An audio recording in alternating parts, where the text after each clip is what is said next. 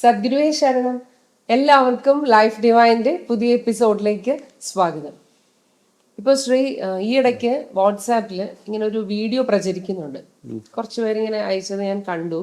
അതായത് നമ്മുടെ ആശ്രമത്തിൽ മുൻപ് വർക്ക് ചെയ്തിരുന്ന ആളാണെന്നാണ് പറയുന്നത്. പക്ഷെ ഞാൻ കണ്ടിട്ടില്ല, എനിക്ക് അങ്ങനെ പരിചയമില്ല.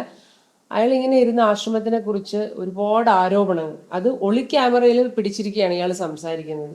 അപ്പം സിനിമയിലൊക്കെ നമ്മൾ കാണില്ലേ, അതുപോലെ ഒരുപാട് ആരോപണങ്ങളാണ് ആശ്രമത്തിനെ കുറിച്ച് വളരെ മോശമായിട്ടൊക്കെ ഇങ്ങനെ സംസാരിക്കുന്നു. അപ്പോൾ എനിക്ക് തോന്നിയ ഒരു കാര്യമാണ്. കാര്യം ഇപ്പം നമ്മൾ പുറം ലോകത്തുള്ള ഈ കള്ളത്തരവും അല്ലെങ്കിൽ ചതിയും ഈ അഴിമതിയും എല്ലാം കണ്ട് മനം മടുത്തിട്ടാണ് നമ്മൾ ആശ്രമങ്ങളിൽ എത്തുന്നത്.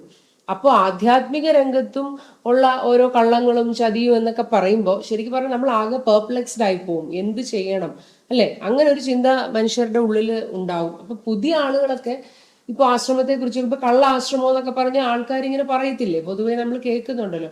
അപ്പൊ അതുപോലെ നമ്മുടെ ആശ്രമത്തെ കുറിച്ച് ഇത്രയും മോശമായിട്ട് ഇങ്ങനെ പറയുമ്പോൾ ഈ പുതിയ ആൾക്കാർ ഇത് കേൾക്കുന്നവര്, ഇതിനെക്കുറിച്ച് ആശ്രമത്തെ കുറിച്ച് ശരിക്കൊന്നും അറിയാതെ പുതിയതായിട്ട് വരുന്നവർ എന്തായിരിക്കും അവരുടെ മനസ്സിലൂടെ കടന്നു പോകുന്നത് എന്ന് എനിക്കിങ്ങനെ ഒരു ആശങ്ക ഉണ്ടാവുകയാണ്. അത് മാത്രമല്ല, കഴിഞ്ഞ ദിവസം ഒരു ചേച്ചി എന്നെ കണ്ടപ്പോൾ പറഞ്ഞു, ഇങ്ങനെ ഇപ്പം നമ്മൾ ഇതൊന്നും ഇങ്ങനെയൊന്നും പറയുന്നവരോട് നമ്മൾ മറുപടി പറയേണ്ട ആവശ്യമില്ല. കാരണം നമുക്ക് അവരെ തിരുത്താൻ പറ്റത്തില്ല, നമ്മൾ നമ്മുടെ കാര്യങ്ങൾ നോക്കിയാൽ പോരേ എന്നൊരു ഇളയൊരു അഭിപ്രായമായിട്ട് പറഞ്ഞു. അപ്പോൾ എനിക്കും അപ്പോൾ തോന്നി, എന്താ ഇപ്പൊ നമ്മൾ ചെയ്യേണ്ടത്? ഇങ്ങനെയൊക്കെ പറയുന്നവർ കേൾക്കുമ്പോൾ അത് കേട്ടിട്ട് അങ്ങ് കളയുക, നമ്മൾ അതിനൊന്നും പ്രതികരിക്കാൻ പോട്ടെ, നമ്മൾ നമ്മുടെ കാര്യം നോക്കിയാൽ പോരേ എന്നുള്ള അർത്ഥത്തിൽ. അപ്പൊ നമ്മളിപ്പോ പറയണോ അത് അല്ലെങ്കിൽ നമ്മൾ പറയണ്ടേ, ഏതാണ് ഉചിതമായ ഒരു കാര്യം എന്നുള്ള ഒരു സംശയമാണ് ഇപ്പൊ എനിക്ക്. അപ്പൊ ശ്രീ എന്ത് പറയുന്നു? ഇതുപോലുള്ള കാര്യങ്ങൾക്ക് മറുപടി പറയണോ എന്ന് ചോദിച്ചാൽ, പണ്ട് നമ്മുടെ ഫൗണ്ടർ ഗുരുവിൻ്റെ കാലഘട്ടത്തിൽ നടന്നൊരു സംഭവം പറയാം. അപ്പോൾ അന്ന് ആശ്രമത്തെക്കുറിച്ച് ആരോ ഒരാൾ ഒരു ഊമക്കത്തെഴുതി ഇങ്ങനെ പ്രചരിപ്പിച്ചു. ഇങ്ങനെ ആശ്രമത്തിൽ തന്നെ അയച്ചു കൊടുത്തു. വളരെ മോശമായിട്ട് ആശ്രമത്തെക്കുറിച്ചും മറ്റു കാര്യങ്ങളെക്കുറിച്ചൊക്കെ ഇങ്ങനെ എഴുതിയിട്ടുണ്ട്. അപ്പോൾ ഗുരു പറഞ്ഞു, ആ എഴുത്തെടുത്ത് നമ്മുടെ നോട്ടീസ് ബോർഡിൽ, ആശ്രമത്തിൻ്റെ ഫ്രണ്ടിലുള്ള നോട്ടീസ് ബോർഡിലങ്ങ് ഒട്ടിക്കുക. അപ്പോൾ അത് കണ്ടിട്ട് വിശ്വസിക്കുന്നവർ അത് വിശ്വസിച്ച് വരണ്ട. പിന്നെ അതല്ല, ഇവിടുത്തെ ഒരു സത്യമുണ്ട് എന്നുള്ളൊരു അനുഭവമുള്ളവർ, അല്ലെങ്കിൽ അതിനെക്കുറിച്ചുള്ളൊരു ഹൃദയത്തിൻ്റെ ഭാഗത്ത് ഈ ആശ്രമത്തെക്കുറിച്ച് ഒരു തെളിച്ചമുള്ളവർ മാത്രം ഇത് സ്വീകരിച്ചാൽ മതി എന്നുള്ള അർത്ഥത്തിലാണ് ഇത് നോട്ടീസ് ബോർഡിൽ തന്നെ ഗുരു അതിനെ ഒട്ടിക്കുകയുണ്ടായി. അപ്പോൾ അതുപോലെ നമ്മൾ നോക്കുമ്പോൾ ഇപ്പോൾ ഇതേപോലുള്ള കാര്യങ്ങളൊക്കെ ഞാൻ വിചാരിച്ചു, എന്തിനാണ് നമ്മളിപ്പോൾ ഒളിച്ചു വെക്കേണ്ട കാര്യമില്ല, ഇതിനെക്കുറിച്ച് നമുക്ക് തുറന്നു തന്നെ സംസാരിക്കാം. കൂടാതെ ഇപ്പോൾ ഇവർ എന്തുകൊണ്ട് ഇങ്ങനെ സംസാരിക്കുന്നു, കുറച്ച് ആൾക്കാർ എന്തുകൊണ്ട് ഇങ്ങനെ സംസാരിക്കുന്നു എന്ന് നോക്കുമ്പോൾ, ഇപ്പോൾ ആരെയും കുറ്റപ്പെടുത്താനല്ല, ഇതിൻ്റെ ഒരു കാര്യം എങ്ങനെ ഇതുപോലുള്ള പരാതികൾ ഉണ്ടാകുന്നു, എങ്ങനെ ഇതുപോലുള്ള സംശയങ്ങൾ ഉണ്ടാകുന്നു എന്നൊക്കെ നോക്കുമ്പോൾ ഇതുമായിട്ട് ബന്ധപ്പെട്ട കുറച്ച് മനഃശാസ്ത്രം നമ്മൾ മനസ്സിലാക്കിയിരിക്കണം. എന്നോട് ചിലരൊക്കെ പറയാറുണ്ട്, ഇങ്ങനെ നിങ്ങൾക്കൊന്നും അറിയില്ല, അല്ലെങ്കിൽ നിങ്ങൾക്ക് ഇതുപോലുള്ള കള്ളത്തരങ്ങളും കാപട്യങ്ങളും ഒന്നും അറിയില്ല, നിങ്ങൾ കുറേ ആത്മീയതയൊക്കെ വിളമ്പി ഇങ്ങനെ നടക്കുകയാണ്, അല്ലെങ്കിൽ നിങ്ങൾ വേറെ ഏതോ ലോകത്തിലാണെന്നൊക്കെ എന്നോട് ഇങ്ങനെ പറയാറുണ്ട്. അപ്പം ഞാൻ പറയുന്നു, എനിക്ക് ഇതറിയാത്തതല്ല, ഈ കാര്യങ്ങൾ എനിക്ക് അറിയേണ്ട കാര്യമില്ലേ. അതായത് ഈ മനുഷ്യരുടെ ലോ ക്ലാസ് മൈൻഡിലുള്ള നുണയും കുണ്ടണിയും കള്ളവും കാപട്യവും അല്ലെങ്കിൽ ഇതുപോലുള്ള കാര്യങ്ങൾ എനിക്ക് അറിയേണ്ട കാര്യമില്ല. അതിനേക്കാൾ ഉപരിയായ ഈ പറയുന്ന വ്യക്തികളോട് എനിക്ക് പറയാനുള്ളത്, നിങ്ങൾക്കറിയാത്ത കുറച്ച് കാര്യം എനിക്കറിയാം. അതായത് ഈ ദൈവികമായ ഒരു ഹയർ ഫ്രീക്വൻസിയിൽ നിന്നുള്ള ഒരു അറിവും അത് എങ്ങനെ ഈ ലോ ഫ്രീക്വൻസിയിലേക്ക് വർക്ക് ചെയ്യുന്നൊന്നും എനിക്കറിയാം. അപ്പോൾ അങ്ങനെ അത് വർക്ക് ചെയ്യുന്നതിന് ഇടയ്ക്കുള്ള ഈ ഒരു പീരിയഡിൽ ഇതുപോലുള്ള പ്രവർത്തനങ്ങൾ എങ്ങനെ അത് മറനീക്കി പുറത്തു വന്ന് അത് എങ്ങനെ ശുദ്ധമായി പോകുമെന്നുള്ളൊരു വർക്കിംഗ് മെത്തേഡ് എനിക്കറിയാവുന്നതുകൊണ്ട് ഞാൻ ഇതുപോലുള്ള കാര്യങ്ങളെക്കുറിച്ച് ശ്രദ്ധിക്കാറില്ല. അപ്പോൾ ഈ പറഞ്ഞ വ്യക്തികൾ അവരുടെ ഒരു മാനസിക നിലവാരത്തിൽ നിന്നും മാനസിക തലത്തിൽ നിന്നുമാണ് ഇതുപോലുള്ള കാര്യങ്ങൾ സംസാരിക്കുന്നത്. ഇപ്പോൾ ആ ചേച്ചി പറഞ്ഞതുപോലെ ഇതുപോലുള്ള കാര്യങ്ങൾക്കൊന്നും നമ്മൾ മറുപടി പറയേണ്ട കാര്യമില്ല, അല്ലെങ്കിൽ അവരെ ഒന്നും തിരുത്താൻ പറ്റില്ല എന്നൊക്കെ പറയുമ്പോൾ, ആക്ച്വലി ഞാൻ ഈ വീഡിയോ കൊണ്ടൊന്നും ആർക്കും ഒരു മറുപടി പറയാൻ വേണ്ടിയല്ല. ഞാൻ നോക്കുമ്പോൾ ഇതൊരു മാനസിക തലത്തിൽ ഒരുപാട് സംശയങ്ങളുണ്ട്. ഒരുപാട് കാര്യം ഈ ആധ്യാത്മിക രംഗത്ത് റിയൽ ആയിട്ടുള്ള ഒരു സ്പിരിച്വൽ പാത്തിൽ പോകുമ്പോൾ മാനസിക തലങ്ങളിൽ നിന്ന് ഒരുപാട് എതിർപ്പുകളും, അത് സൂക്ഷ്മമായാലും പല പല തലങ്ങളിൽ നിന്ന് ഒരുപാട് എതിർപ്പുകളും, നമ്മളെ തെറ്റിക്കാനുള്ള പ്രവണതകളും, നമ്മുടെ മനസ്സിനെ സ്വാധീനിക്കാനുള്ള ചില തടസ്സങ്ങളും, അങ്ങനെ നോക്കിയാൽ ഒരുപാട് തടസ്സങ്ങളുണ്ട് ആധ്യാത്മിക രംഗത്ത് പരിണമിച്ചു പോകാൻ. അപ്പോൾ ഈ ഏറ്റവും താഴത്തെ തട്ടിൽ നമ്മുടെ സൂപ്പർഫിഷ്യൽ ആയിട്ടുള്ള ഒരു തലത്തിലാണ് നമുക്ക് ഓരോരുത്തർക്കും വ്യക്തിഗതമായ മനസ്സുണ്ട്. നമ്മുടെ ഒരു പേഴ്സണൽ ആയിട്ടുള്ള അവനവൻ്റെ പറ്റി ഇഷ്യൂസുമായിട്ടൊക്കെ ചിന്തിക്കുമ്പോൾ മാത്രമാണ് നമുക്കൊരു പേഴ്സണൽ മൈൻഡ് ഉള്ളത്. അല്ലെങ്കിൽ യൂണിവേഴ്സൽ ആയിട്ടുള്ള ഒരു ഒറ്റ മൈൻഡാണ്. അപ്പോൾ നമ്മൾ ഈ കറക്ഷൻ, ഈ സംസാരിച്ചുകൊണ്ട് ഈ കറക്ഷൻ വരുത്തുന്ന ഒരു യൂണിവേഴ്സൽ ആയിട്ടുള്ള ഒരു തലത്തിലേക്കാണ്.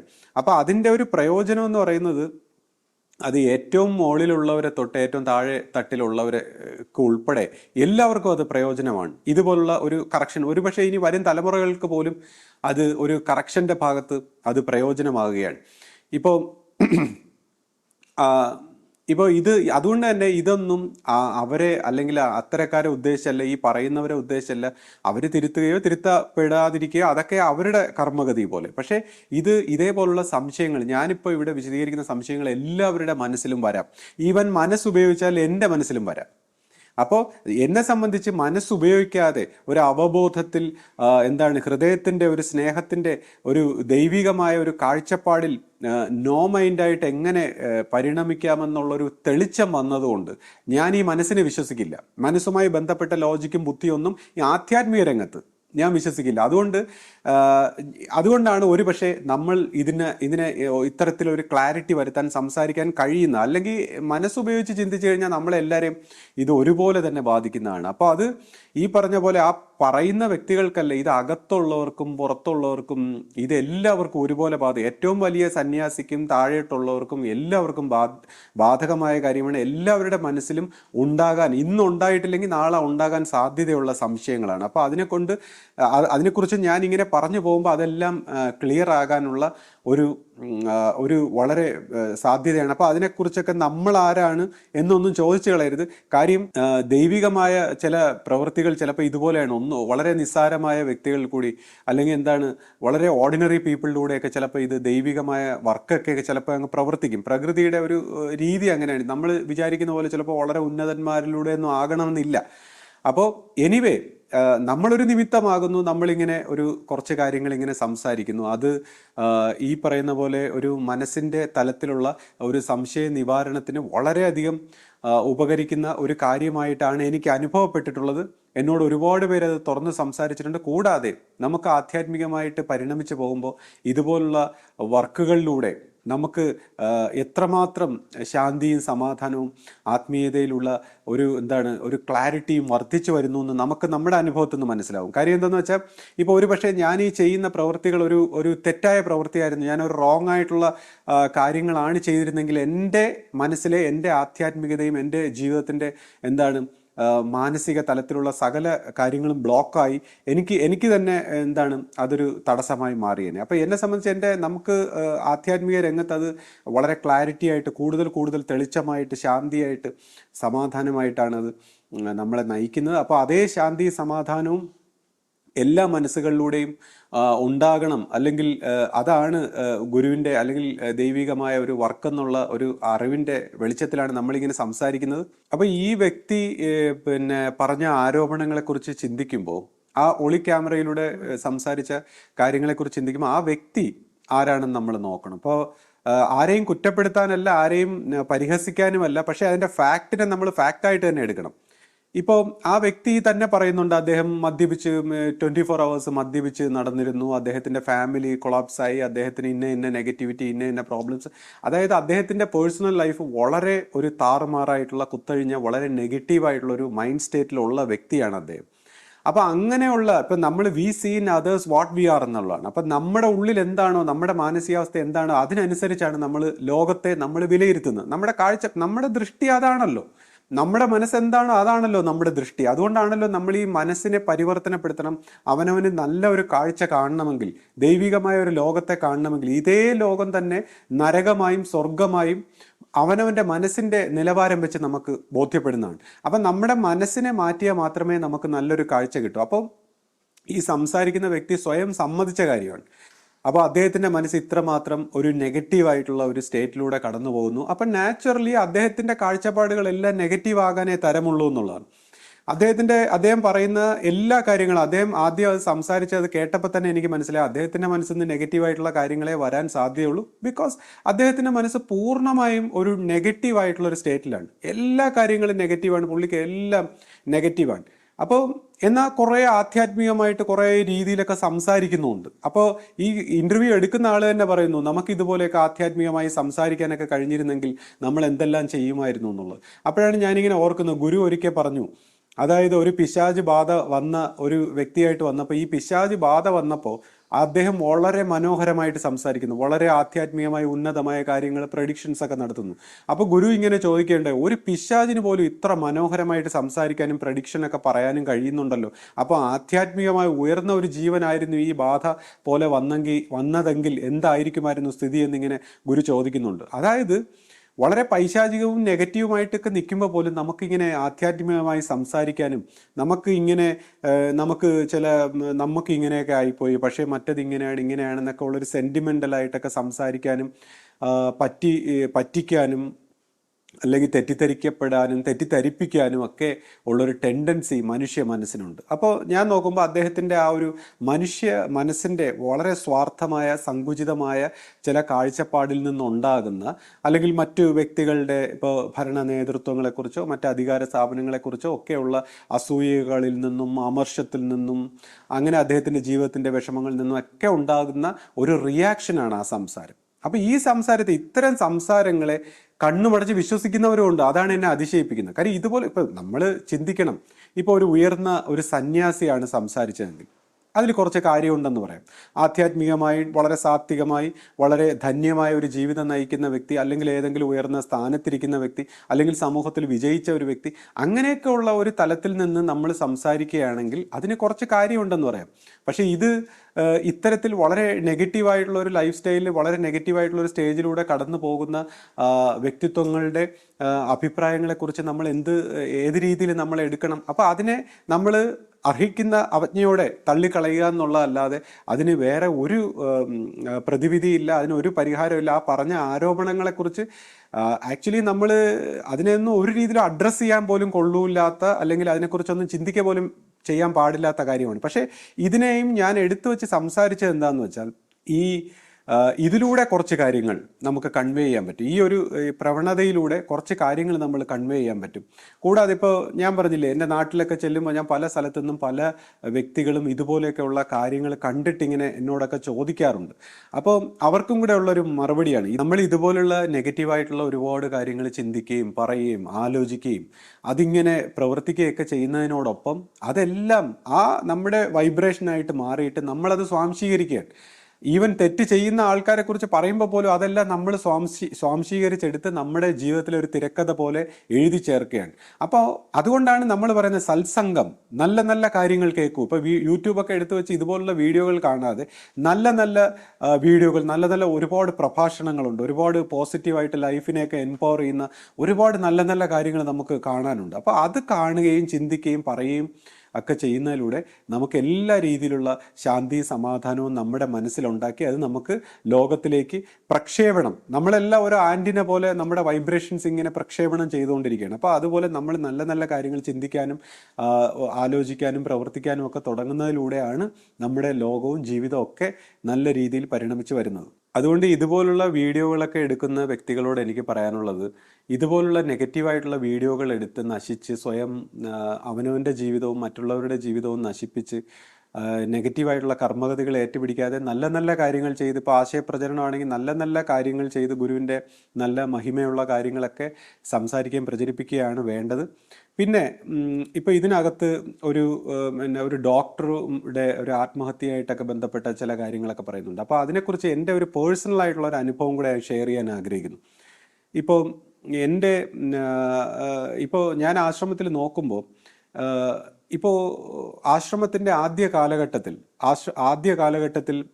പല രീതിയിലുള്ള വിഷമതകളുള്ള വ്യക്തികൾ, അതായത് പല രോഗങ്ങൾ കൊണ്ടും സാമ്പത്തികമായിട്ടുള്ള പ്രശ്നങ്ങൾ കൊണ്ടും കുടുംബ ദോഷങ്ങളായിട്ടും അങ്ങനെ ഒരുപാട് വിഷമതകളുള്ള വ്യക്തികൾ ആശ്രമത്തിൽ വരുന്ന സമയത്ത് അന്നത്തെ സംഘാടക തലത്തിലുള്ള ആൾക്കാർ ഗുരുവിനോട് പറഞ്ഞു, ഇതുപോലുള്ള ആൾക്കാരെ അടുപ്പിച്ചാൽ അത് ആശ്രമത്തിനൊരു ദോഷകരമായി ബാധിക്കും. കാര്യം അവർക്ക് ആധ്യാത്മിക വിഷയങ്ങളിൽ താല്പര്യമില്ല.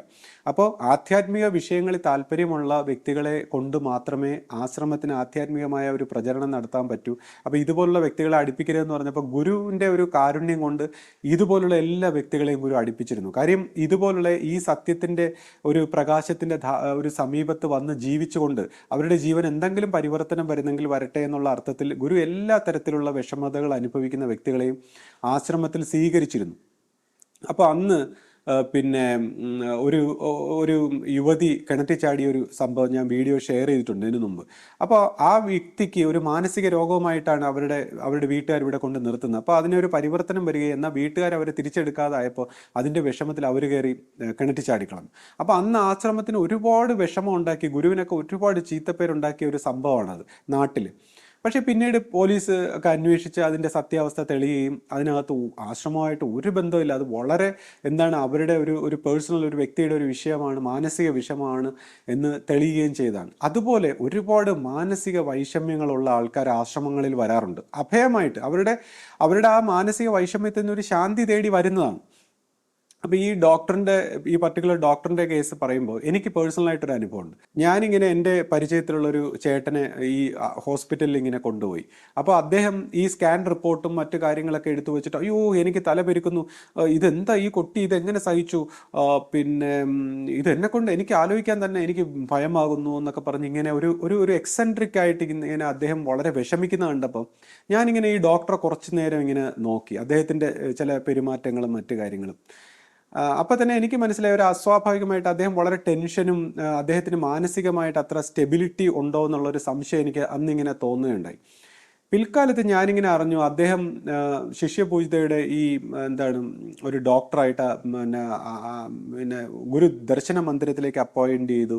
അങ്ങനെ ഞാനിങ്ങനെ കേട്ടു. അപ്പം ഞാൻ അപ്പം തന്നെ എൻ്റെ വീട്ടിൽ പറഞ്ഞു, ഇവരെല്ലാവരും ഇപ്പോൾ ഓർക്കുന്നുണ്ടാവും, ഞാൻ വീട്ടിൽ പറഞ്ഞു ഇത് ഈ ഡോക്ടറിനെ ചികിത്സിക്കാൻ വേണ്ടിയാണ്, അല്ല ഡോക്ടർ ഗുരുവിനെ ചികിത്സിക്കാനല്ല, ഈ ഡോക്ടറിന് നല്ല ഒരു ചികിത്സയുടെ ആവശ്യമുണ്ട്, മാനസികമായിട്ട് അദ്ദേഹത്തിനൊരു പരിവർത്തനത്തിൻ്റെ ആവശ്യമുണ്ട് എന്ന് ഞാൻ പറഞ്ഞു. കാര്യം എനിക്ക് പേഴ്സണലായിട്ട് മനസ്സിലായ കാര്യമാണ്, ഞാൻ അദ്ദേഹത്തെ പല പ്രാവശ്യം ഒബ്സർവ് ചെയ്തിട്ടുണ്ട്.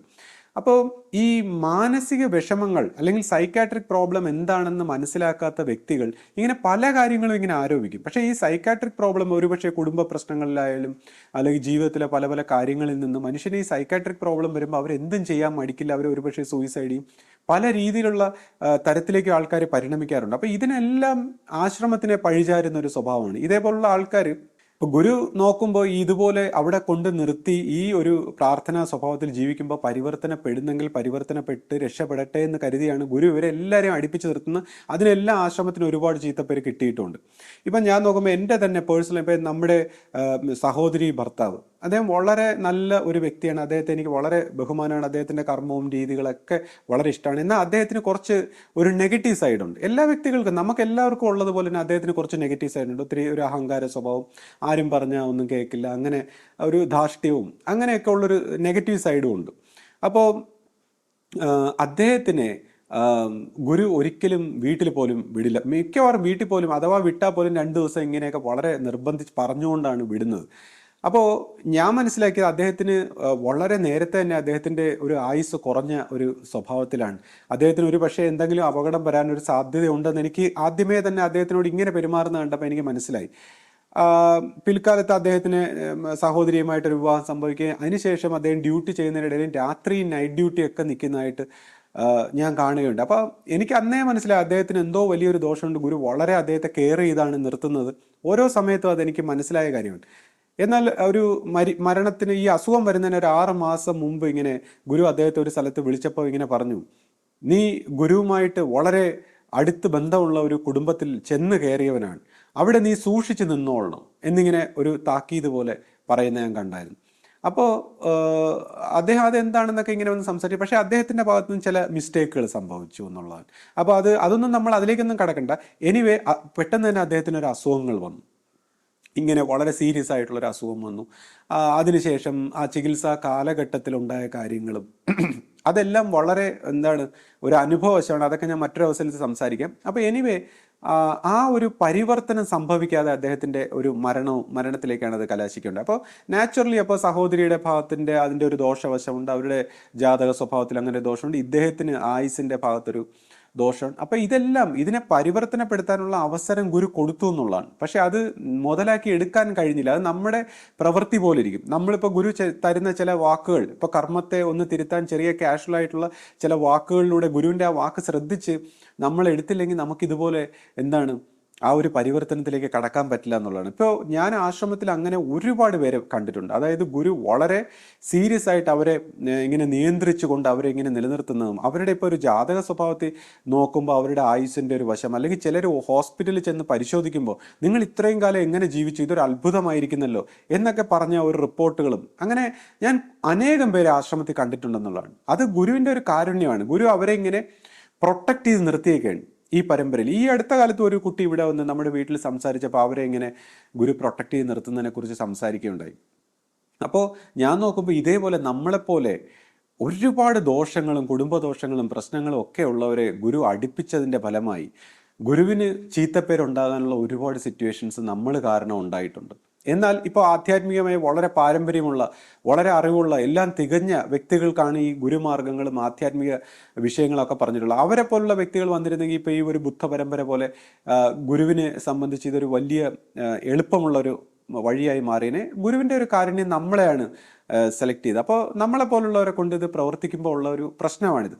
അതിൽ തന്നെ ഇപ്പോൾ ഈ പരാതി ഉന്നയിക്കുന്ന കുറച്ച് പേരെയൊക്കെ നോക്കുമ്പോൾ നമുക്ക് മറ്റ് ജീവിതത്തിലൊന്നും വിജയിക്കാനുള്ള സാധ്യതയൊന്നും ഇല്ലാതിരിക്കുമ്പോൾ നമ്മളിപ്പോൾ ആശ്രമത്തിൽ വരുന്നു. അപ്പോൾ ആശ്രമത്തിൽ ഗുരു ഒരു സ്നേഹം തന്നിട്ട് എല്ലാം നിങ്ങളുടെ എല്ലാം സ്വന്തമാണെന്നുള്ളൊരു ഫീലിംഗ് ആണ് ആശ്രമത്തിൽ ഗുരു തരുന്നത്. അതായത് നമ്മൾ ഓരോരുത്തരുടെയും ആശ്രമമാണെന്ന് തോന്നത്തക്ക രീതിയിൽ നമുക്ക് വളരെ ഒരു സ്നേഹവും ഒരു അടുപ്പവും ഒക്കെ ആശ്രമത്തിൽ നിന്ന് കിട്ടാറുണ്ട്. അപ്പോൾ പലരും ഒരു മെജോറിറ്റി ആയിട്ടുള്ള വ്യക്തികൾ അത് എളിമയോടെ സ്നേഹത്തോടെ അതിനെ നല്ല രീതിയിൽ എടുക്കുമ്പോൾ ചില വ്യക്തികളെങ്കിലും അറിഞ്ഞൂടാതെ ഒരു ഇമ്മെച്ചുറായിട്ട് അതിൻ്റെ ഒരു പക്വതയില്ലാത്ത വ്യക്തികൾ ഇത് മിസ്യൂസ് ചെയ്യാൻ സാധ്യതയുണ്ട്. ഇത് എൻ്റേതാണെന്നുള്ള രീതിയിൽ അങ്ങോട്ട് വന്ന് പ്രവർത്തിച്ച് ഭരിച്ച് നിയന്ത്രിച്ച് എല്ലായിടത്തെയും കുറ്റം. ഇപ്പോൾ നമുക്ക് കുറച്ച് കാര്യങ്ങളൊക്കെ ഒരു ചിട്ടവട്ടവും സൂക്ഷിപ്പും കുറച്ച് ധർമ്മവും ഒക്കെ ഉണ്ട്, ഇനി ബാക്കിയുള്ളവരെല്ലാം തെറ്റാണ്. കാര്യം ബാക്കിയുള്ളവർ തെറ്റാണെന്ന് പറയുമ്പോഴാണ് നമുക്കൊരു സന്തോഷവും. അപ്പോൾ അവരുടെ കുറ്റം കണ്ടുപിടിക്കുക, കുഴപ്പമുണ്ടാക്കുക, പ്രശ്നം ഉണ്ടാക്കുക, പരാതി പറയുക, പിന്നെ അവസാനം നിവൃത്തിയില്ലാതെ ഇവിടെ നിന്ന് മാറേണ്ടി വരുമ്പോൾ വെളി മാറി നിന്ന് കുറ്റപ്പെടുത്തുക. അപ്പോൾ അങ്ങനെ ആരോപണങ്ങൾ ഉണ്ടായി ഈ മാറി നിന്ന് പരാതി പറയുന്ന വ്യക്തികളെ നമ്മൾ എന്ത് ചെയ്യും? ആർക്ക് എന്ത് ചെയ്യാൻ പറ്റും? അപ്പോൾ ഇത് അവരവർ തന്നെ. ഇതിപ്പോൾ ഞാൻ ആരെയും കുറ്റപ്പെടുത്താനല്ല, ഈ ഫാക്റ്റായ സത്യമായ കാര്യങ്ങൾ തുറന്നു പറഞ്ഞാലേ ഇത് മനസ്സിലാവും. എന്താണ് അവനവൻ്റെ ജീവിതത്തിൽ സംഭവിച്ചത്, എന്താണ് തനിക്ക് പറ്റിയ പാളിച്ച, എന്താണ് തൻ്റെ ദൃഷ്ടി ഇങ്ങനെ തെറ്റായിപ്പോയത്, അങ്ങനെ താൻ ഇനി ഇത് തിരുത്താൻ വേണ്ടി എന്ത് ചെയ്യണം എന്ന് ഓരോരുത്തരും അന്വേഷിച്ചാൽ മാത്രമേ ഇത് തിരിച്ചറിയാൻ പറ്റൂ. പിന്നെ വലിയ ഒരു സംഘടനാ സ്വഭാവത്തിലൊക്കെ ഏത് പാർട്ടി ആയാലും ഏത് സംഘടന സ്ഥാപനമായാലും ഒരുപാട് പേരെ മാനേജ് ചെയ്തുകൊണ്ട് പോകാനുള്ള ഒരു ബുദ്ധിമുട്ട്, ഇതെല്ലാം നമ്മൾ മനസ്സിലാക്കുമ്പോൾ, പ്രത്യേകിച്ച് ഒരു ആധ്യാത്മിക കേന്ദ്രമാകുമ്പോൾ പലതരത്തിൽ നമ്മളെപ്പോലത്തെ കുഴപ്പം പിടിച്ച ആൾക്കാർ വന്ന് നിൽക്കുമ്പോൾ അവരൊക്കെ തിരുത്തി വരുമ്പോൾ അവരുടെ കർമ്മഗതികൾ ഇങ്ങനെ ഇളകി വരുമ്പോൾ അവർ ശുദ്ധമാകുമ്പോൾ ഇതിനെയൊക്കെ ഒരു മാർഗമായിട്ട് നിൽക്കുന്ന ഒരു സ്ഥാപനത്തെ ഇങ്ങനെ ഇട്ട് വിഷമിപ്പിക്കുന്ന രീതിയിൽ ഇങ്ങനെ പരാതി പറഞ്ഞ് നശിപ്പിക്കാൻ ശ്രമിക്കുന്ന ഈ പൈശാചിക പ്രവണത നമ്മളെല്ലാവരും അത് നിർത്തുന്നതാണ് അവനവനും അവനവൻ്റെ കുടുംബത്തിനും സന്തതി പരമ്പരയ്ക്കും എല്ലാം നല്ലത്. ഇപ്പം ഞാൻ നോക്കുമ്പോൾ ഈ ആശ്രമത്തിൽ ഇത്രയും മികച്ച രീതിയിൽ നിയന്ത്രിക്കുന്ന ഒരുപാട് സന്യാസിമാരും അതിൻ്റെ നേതൃത്വ നിരയിലും താഴോട്ടും ഒക്കെ ഒരുപാട് സന്യാസിമാരും ഗൃഹസ്ഥന്മാരും എത്ര പേര് കഷ്ടപ്പെടുകയാണ്. അവരുടെ ജീവിതം തന്നെ ഈ ഒരു ദൈവികമായ ഒരു കർമ്മത്തിന് വേണ്ടി വിനിയോഗിച്ചുകൊണ്ട് എത്ര ചെറുപ്പക്കാരും ഗൃഹസ്ഥാശ്രമികളും സന്യാസിമാരും ഒക്കെ കഷ്ടപ്പെടുന്ന ഒരു സ്ഥാപനമാണ്. അപ്പോൾ ഗുരുവിൻ്റെ ഒരു വിഷനാണ്, ദൈവികമായൊരു ധർമ്മത്തിൻ്റെ ഒരു പൂർത്തീകരണമാണ്.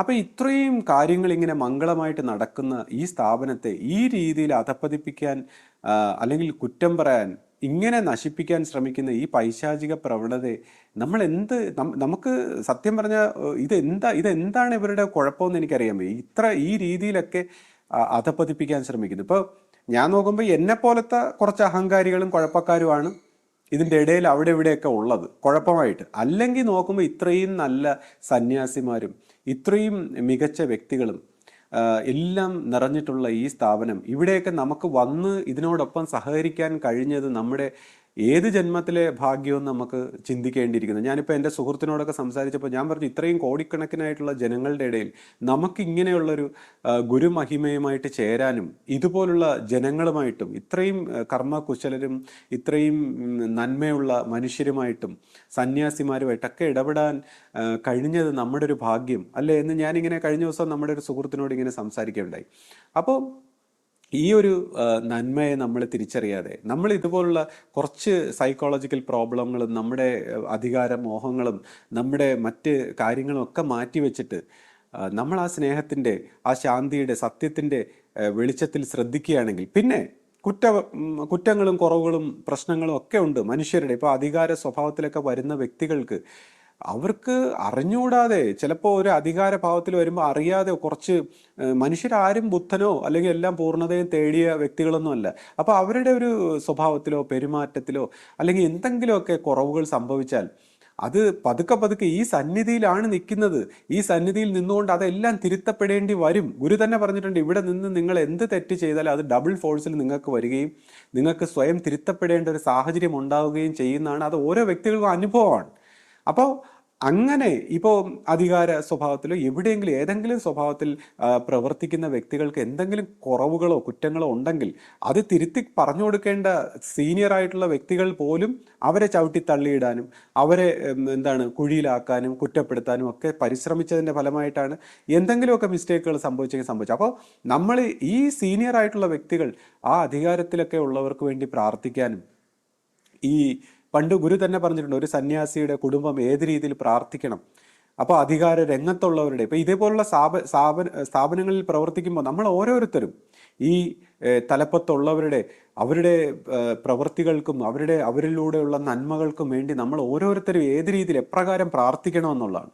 അപ്പോൾ ഇതുപോലുള്ള കുറ്റം പറഞ്ഞ് അവരെയൊക്കെ അങ്ങ് പിടിച്ച് കുഴിയിലിടാൻ ശ്രമിക്കാതെ നമ്മൾ ഓരോരുത്തരും ഈ രീതിയിൽ പ്രാർത്ഥിക്കുമ്പോൾ അങ്ങനെയാണ് നമ്മുടെ ഒരു കുറവും ആ തലത്തിൽ നമുക്ക് എന്താണോ കുറവുള്ളത് നമ്മൾ ഈ കാണുന്ന ആ കുറവിന് വേണ്ടി അതിനെ തിരുത്താൻ വേണ്ടി നമ്മൾ പ്രാർത്ഥിക്കുമ്പോൾ നമ്മളിൽ നിന്നും നമ്മുടെ തലമുറകളിൽ നിന്നുമാണ് ആ കുറവ് ഇല്ലാതാവുന്നത്. അങ്ങനെയാണ് ഇതൊരു സംഘമായിട്ട് സംഘടനയായിട്ട് ആ ഒരു ധർമ്മമായിട്ട് ലോകത്തിലേക്ക് പരിണമിക്കുന്നത്. അപ്പോൾ അതിലേക്ക് പരിണമിക്കാൻ നമുക്ക് ഓരോരുത്തർക്കും ആ ദൈവകാരുണ്യം ഉണ്ടാകട്ടെ, അതിന് കഴിയട്ടെ, അതിൻ്റെ നന്മയിലേക്ക് തെളിയാൻ ഗുരു കാരുണ്യം ഉണ്ടാകട്ടെ എന്ന് പ്രാർത്ഥിച്ചുകൊണ്ട് സദ്ഗുരുവേശൻ.